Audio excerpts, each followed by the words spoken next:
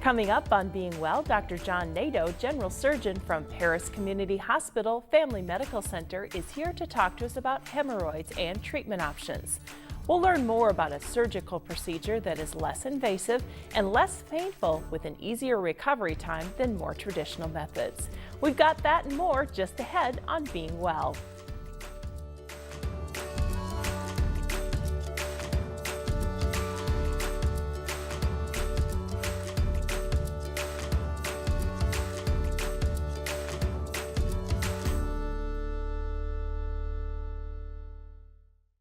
Production of Being Well is made possible in part by Sarah Bush Lincoln Health System, supporting healthy lifestyles, eating a heart-healthy diet, staying active, managing stress, and regular checkups are ways of reducing your health risks. Proper health is important to all at Sarah Bush Lincoln Health System. Information available at sarahbush.org. Additional funding by Jazzercise of Charleston. Thank you for joining us today for Being Well. My guest is Dr. John Nadeau from Paris Community Hospital. Thanks for coming over and talking to us. Thanks for having me. Tell us a little bit about your background. You've been at the hospital about a year. Where were you at before that? Well, before this, I came from Arizona. I was there for a few years. I was looking for a practice that I felt like I was needed a little more, and this was an area that had a need. Prior to that, I'm originally from Maine and trained in Pennsylvania by the Philadelphia area, and then we moved to Arizona. So this is, I guess, my second place to practice. Okay, and you're a general surgeon at the hospital. What does that mean? I know it means different things depending on what kind of hospital you're at, but at Paris Community Hospital, what does that entail? We try to take care of anything that, well, a surgeon is, by training, we cut things out or cut things. So anything from simple dermatology procedures, from taking off little moles to skin cancers, all the way up to doing bowel surgery. Majority of my practice consists of doing things like hernia, gallbladder surgery, appendix and colon type surgery, or I'm doing colonoscopies and upper endoscopies, going the opposite way. Do breast surgery, not reconstructive things, but more if someone has breast cancer or lumps that needs to be taken care of. That's the predominant type of practice that I have there. Okay.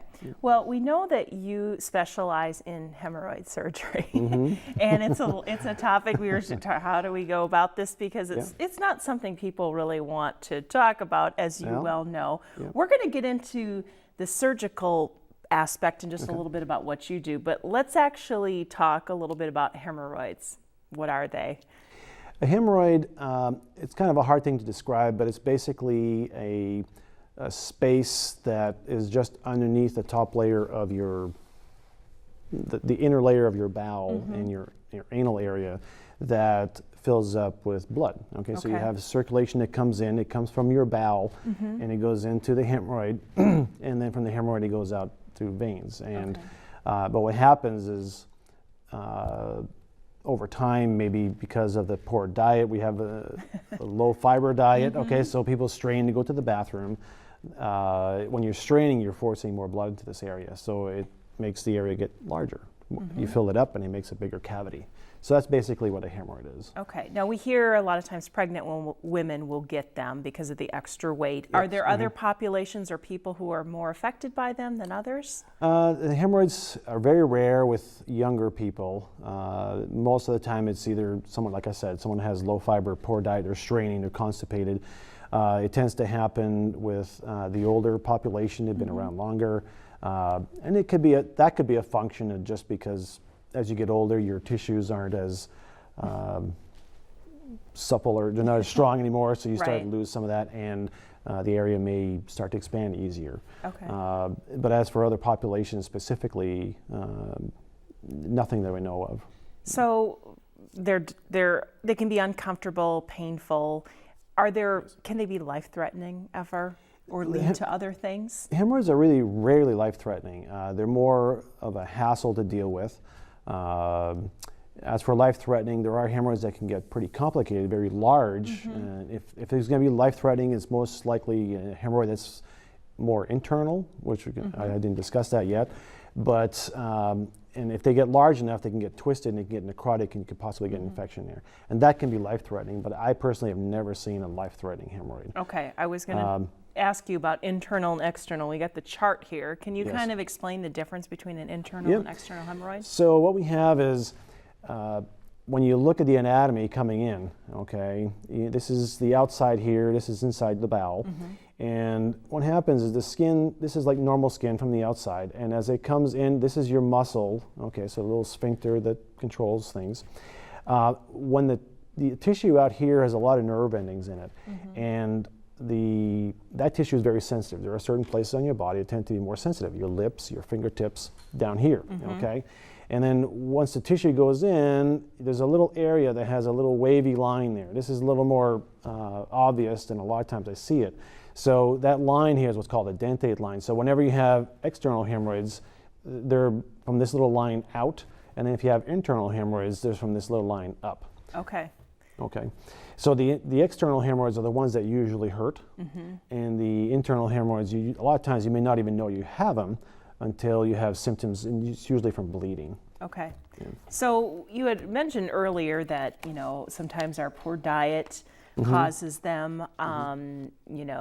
That's one cause. Are they hereditary? If your mom and dad had them, will you maybe have them? To be honest with you, I don't believe they are hereditary. Okay. I think it's more related to the diet, or if you're lucky to get them, I guess.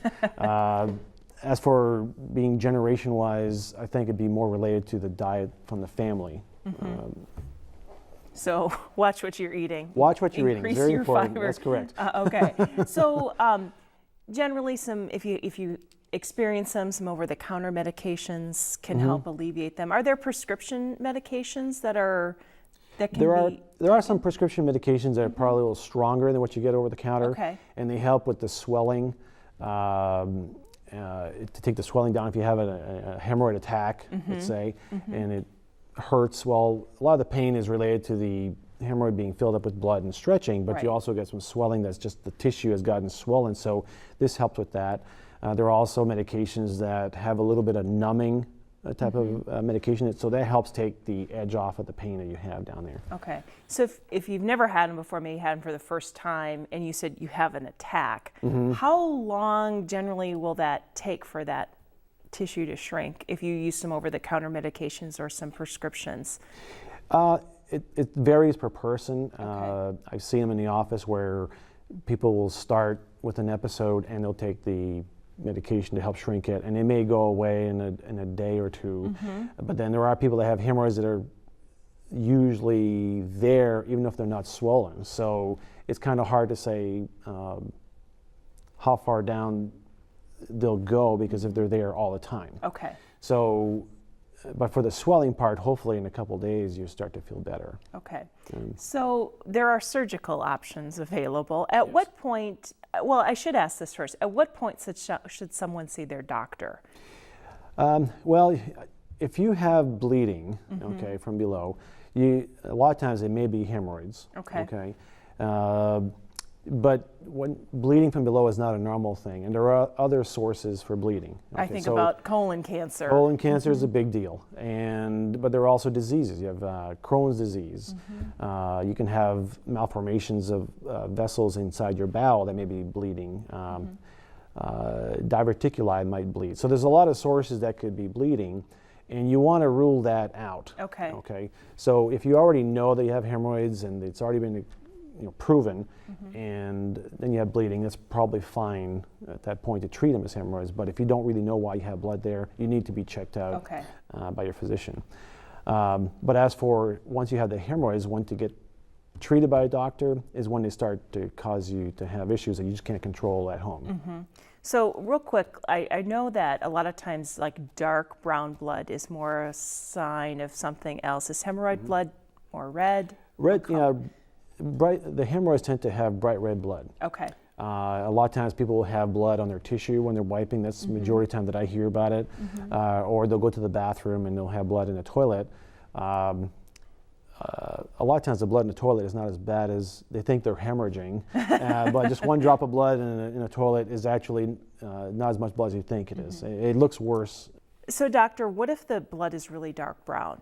Okay, so if you have dark blood, usually it means the blood has been somewhat digested. Okay, so that tends to be an issue that's further up the bowel. Okay, so it can be anywhere from your stomach all the way down to in your small bowel to maybe part of your colon, where you first start having your colon. Okay, but bright red blood tends to happen further down the bowel line because it hasn't had time to be digested or absorbed or worked with by the colon. Okay. So at what point then do you, as someone seeing their doctor, when is surgery an advice for people? Surgery is usually the last thing in the chain of treatment. So when you have hemorrhoids, first you want to prove you have hemorrhoids. So you're going to see your doctor and he'll say yes. You may need to undergo a colonoscopy prior to anything else, just to make sure, or to make sure that they are hemorrhoids, that what's bothering you. Okay. Once you do have the hemorrhoids, to see your doctor is when what you're doing at home is just not doing it. And that means a few months of treatment usually. They're going to do things like fiber, they're going to do things like the creams to try to reduce the size. And usually the fiber is a big deal. Over time, the hemorrhoids hopefully should resolve or at least be manageable. Okay, but if you can't manage them, now can't manage them means you're having a lot of flare-ups and it really hurts a lot. You've got a lot of hemorrhoids on the outside. You got bleeding that keeps recurring. If they do blood tests and the bleeding you're seeing, you're noticing that the blood levels are a little bit low. Those are all indications that we got to start looking at surgery. Okay, when the medical stuff has failed first, and it's usually treatment for a few months at least to try to treat it medically, because surgery doesn't always go without possible complications. So. Okay. So there's several surgical options. Can you talk about the more traditional ones? There's a rubber one, rubber banding, and then we'll get into the one that you're doing. Okay. Well, there are things that you can do that are not in the surgery suite. Okay, so you can do things in the office. Some people can do the rubber banding, which is basically it's for internal hemorrhoids, because the internal hemorrhoids, if you do something to those, they don't hurt. Okay. If you did it on the external hemorrhoids and you put a band on it, that's going to hurt a lot. Might be a bit uncomfortable, I would imagine. It would be. So that's really reserved for the internal hemorrhoids, and that's basically done with a special instrument that, if you could think of it as it sort of sucks the hemorrhoid into itself. And then there's a very tight rubber band that gets put around it. And what happens is the rubber band stops the circulation from the hemorrhoid, and over time the hemorrhoid will just fall off. Okay. There are other options that you could do. One is sclerosing, which is something I've never done. It's basically injecting the hemorrhoid with a liquid that causes an inflammatory reaction, causes an irritation. And when you cause things to get irritated, when they start to heal off, it sticks together. Okay. So those are more in-office procedures, non-surgical, I would call. The next step for surgery is taking the hemorrhoid out. Okay. Taking the hemorrhoid out it's in a surgical suite. You're sleeping out cold, and we go in and find the hemorrhoid and actually cut the tissue out and take the hemorrhoidal tissue out, and then you go home. But the tough thing with that is it can be very painful. It sounds painful, to be honest with you. Yeah, the internal portion is not so bad, but if you get out towards the outside, then that hurts. Right. And I've done hemorrhoid resections before. Okay. And the difficult thing with that is you tend to treat one hemorrhoid. Okay, so or if you have a lot of hemorrhoids, you can't do the whole area because then you won't have anything left. So it's more of a staged procedure. We do a portion of it and let you heal off for a few months and then come back and do another section. Personally, with my experience, when I've done one, people have never come back for the second. I can't imagine why. Yeah, it's a hard thing to treat. Right. Pain-wise, it can be a few weeks, and the pain coverage is a combination of different modalities where we'll give you pain medication to go home with, we'll give you some lotion, ointment to put on there to help feel a little better. Soaking in a bathtub is helpful. It helps with the circulation and the healing process and relaxation down there. and giving you some stool softeners so it's easy to go to the bathroom. Right. All these things sort of play together to try to heal off the surgery, but it's not an overnight, I feel better tomorrow type Right. thing. Well, and not to be gross, but it's an area that generally gets used every It day. So if gets you've had used. surgery down there, That's right. you can't really, I mean, if you break your arm, you can kind of avoid using it. You can't That's correct. avoid And- that part of your anatomy. And it's a tough thing for people to deal with, because when they have surgery, they don't want to go to the bathroom. Right. So they say, no, you got to go, because if you get constipated, it's actually worse to go to the Yeah. bathroom afterwards. Right. So that's when I switched over to the procedure that I'm doing now. Okay, and it's called THD. It has a really long name, and I'm going to It's- let you tell us what that is. So transanal hemorrhoidopexy dearterialization. Wow. Big word. Big words. We do have, I want you to walk us through the surgery, because we Okay. actually kind of have a graphic sort of it. It's not graphic in nature. So you can kind of tell us how this surgery works. Well, the way it works is the concept is your hemorrhoids are fed by blood from arteries that come in from alongside your bowel, okay? And there's 6 of them, and they're located roughly like the odd numbers on a clock. So if you looked at the anus, it'd be roughly at 1, 3, 5, 7, 9, 11 o'clock, Okay. So the treatment is find these arteries before they feed into the hemorrhoids and tie them off. Okay. Okay, and the way this works is there's a device that I have, and the procedure itself is you go to the surgical room, so you're out cold sleeping. Okay, this is not an awake kind of a procedure, and I use a special device that allows me. If you can see this image here, there's a little black dot right here, and this is a Doppler probe. So a Doppler probe works. Where people might have known it, where let's say they're Doppler radar for weather? well, not Doppler Okay. weather. Well, it could be, but more familiar is when the woman is pregnant and they have a little probe they put on, and they Sure. can hear the baby's heart. You hear that whooshing sound. Same idea. Okay. So what this does, it allows me to find the artery, and when I find it, the device allows me to put a stitch at the right depth in the right location to tie off the artery. Okay. Okay, and once that artery is tied off, which is this part of the image right here, I use the same stitch. If somebody has a lot of hemorrhoidal tissue that's loose, okay, some people it's not as loose in certain areas, what I'll do is I'll take the same stitch and just take a little bit of the tissue while coming out, and then when I tie both ends together, what it does, it pulls in all that loose hemorrhoid, a lot of the loose tissue inside, and it flattens it out. Okay. So does this work only on internal hemorrhoids? Or you do it for external ones as well? It's supposed to be for internal, but it actually worked well for the external ones because Okay. they're both tied together. Okay. So they're both fed from the same artery. Okay. Yeah. The limiting factor for the external ones is that if you have a lot of loose tissue, the idea behind putting the stitches, especially when I do that to tie up the loose tissue, we try to stay away from that little zigzag line where the nerve endings change from the inside to the outside, about 1.5 centimeters. So I don't want to. I'm trying to avoid putting a stitch in the tissue that has a lot of nerve endings. Right. Okay, and sometimes it's unavoidable because that line may not be easy identifying. So when I try to stay away from that line, I might have a hard time pulling all the tissue in from the inside. But Okay. the real treatment is tying off the artery. Okay. Because then it loses its blood supply? It loses blood supply, and we do all 6 arteries. We don't selectively pick one and try to treat because you really don't know how that's feeding in. Okay. So we do all of the arteries all the way around and try to tighten up the tissue all the way around as much as we can. So unlike the other surgery you mentioned, this you can get in and do it all at once, and All at people one time. generally don't have to come back. Correct. There's about a 3 to 4% chance you may get hemorrhoids again. Okay. So roughly 96-97% chance of never having hemorrhoids again. So is this an outpatient?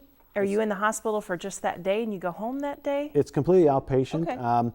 Depending how bad the hemorrhoids are, the procedure may take anywhere from half an hour to 45 minutes. Okay. Once you wake up, as long as you're feeling fine, we send you home. Okay. Typically, I'll send people home on a stool softener to make sure they go to the bathroom when they're supposed to. I give you some pain medication, and then I don't have to see anybody for about 3 weeks, and then we just Okay. to talk to see how they're feeling. What's the so what is the recovery time typically like? The recovery time, it depends on the patient, and it's hard to predict how they're going to recover. If I had 100 people, I'd say about 25 people are going to walk out of there feeling that nothing's happened, other than knowing they went through a procedure. Maybe 50 of those people are going to have some pain or discomfort. Usually it's a feeling of pressure down that area because we're really wrinkling a lot of the tissue, and that's a sensation of pressure, because just like if you had to go to the bathroom, you feel pressure down there, there's something in there stretching, it's the same idea. So you'll feel the pressure. Every once in a while, there may be a little pain just because of the stitch may be too close to the tissue that I'm trying to avoid, or they may get a little fissure. A fissure is like a little, think of it as a little paper cut on the skin there, and that can hurt. And about the last 25% of the people will have some amount of pain because they'll get some swelling in this area, and that can usually last a week to week and a half. It's a lot shorter time-wise as compared to taking them out, but once they start having their bowel movements, they feel a lot better. Yeah. So can the hemorrhoids come back after this surgery? Can you get them again? Maybe 3 to 4% of the people get certain hemorrhoids back. I have had to go back before to take a look, and it never came back. It was other issues that were going on at the time. And if they did come back, the plan would be to go back in with the probe and see if there's an artery that was missed that wasn't tied off. But I haven't had to do that yet, so it's been pretty successful with it. You've done several of these. Yeah, I've done several of them here. Yeah, I got my little niche, I guess. I don't know if I want to say your claim to fame is the hemorrhoid surgeon, but he is. Yeah, I guess I'll be known for that for the area. That's okay. Well, and as we were talking before the show, it's something that people don't really want to say, hey, I have hemorrhoids, we're just so funny about stuff like that. And do you think that's why people live with the pain and discomfort for a long time, because they don't really want to say, hey, I have this? I think somewhat embarrassed about it. If you talk to your doctor about it, that's a plus. And then when you come in and talk to me, I see these all the time, so nothing to be embarrassed about. But most people that deal with it probably don't have enough issues with them yet, and they're just managing them. And they probably heard, the stories that having hemorrhoid surgery is a very painful thing to undergo, so people try to avoid the surgery. As long as they can manage it on their own, there's nothing wrong with that. Right. But at some point, they're going to draw a line and say, I've had enough. And so what's, of the patients that you're doing the surgery on, can you give us kind of an average age? Are they 50 and up? Or are you doing them on younger people? Very rarely on younger people. I would have to say mostly in the middle-aged population and a little bit older. So somewhere in the 40 range, going all the way up to 70, even 80 years old. When they get older, most of them have learned to manage these on their own. Most of the time it's the middle population that I operate on. Very rarely do you get hemorrhoids on the younger population. And most of the time, the younger population may get a hemorrhoid flare-up once, and then they never get bothered by it again, until later on in life. I thought, as our younger populations, our diets seem to get worse. Yeah. You may be seeing younger and younger patients. You never know. And it's possible, but as right now, I haven't seen that many people for hemorrhoids in the younger population. All right. Yeah. Well, Dr. Nadeau, thank you for coming on and talking about this topic. As I said, it's something that not a lot of people want to talk about, but thanks for explaining it to us in a way that we can understand, and that there's treatment options out there that aren't as painful maybe as they used to be. They're not as painful as they used to be, yes. Thanks for coming on. It was a pleasure You're to have you on the show. Thank you very much.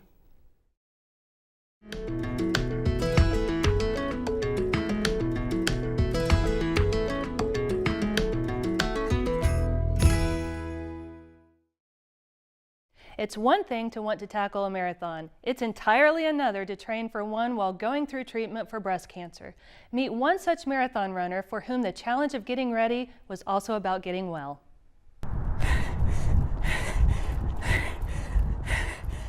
When you have a cancer diagnosis or an advanced cancer diagnosis, everything in your life starts to unravel. For Cynthia Sycon, long-distance running is a perfect metaphor for being a breast cancer survivor. Getting there is accomplished one step at a time. It's very important, whether you're running a marathon or going through chemotherapy, to not think too much, just to focus on what you're trying to do right then and keep doing it. I would recommend that anyone you know who's making the cancer journey have a buncologist. Along the way, Saikon has found that others are inspired by her experiences. She talks about why she runs so tenaciously and about her diagnosis in 2010, which doctors in her hometown of Chicago repeatedly missed for over a year. You have to be your own advocate. This tumor could have been seen if one simple, different view had been done in mammography. The latest scans show she's now cancer-free. Moving forward is about moving. A recent survey of Mayo cancer patients found that doctor-approved exercise decreases fatigue and boosts mood. Saikon's oncologist told her, if you want to run, run. And time again, it turned out that I actually felt better if I stuck to my normal activity than if I just sat on the couch and wallowed in the discomfort. For Cynthia Saikon, this seems to be the right medicine. For Mayo Clinic, I'm Dennis Stoda.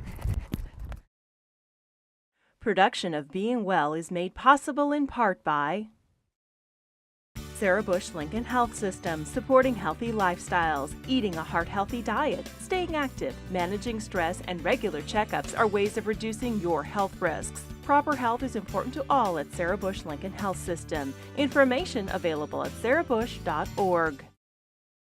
Additional funding by Jazzercise of Charleston.